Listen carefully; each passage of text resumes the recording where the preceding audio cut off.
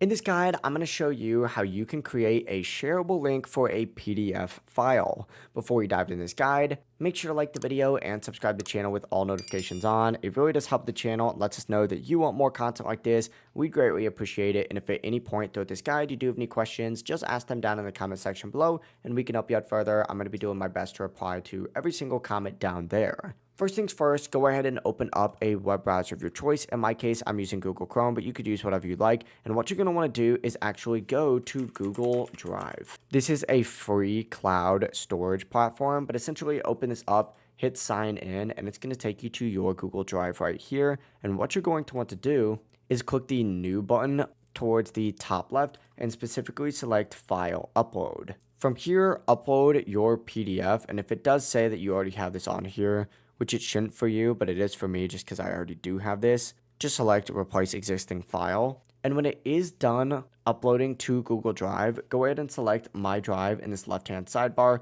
and find that file from within there. So as you can see, this is the PDF right here. Select it and hit the three dots. And you're going to want to look for this share button on here. Go ahead and select share.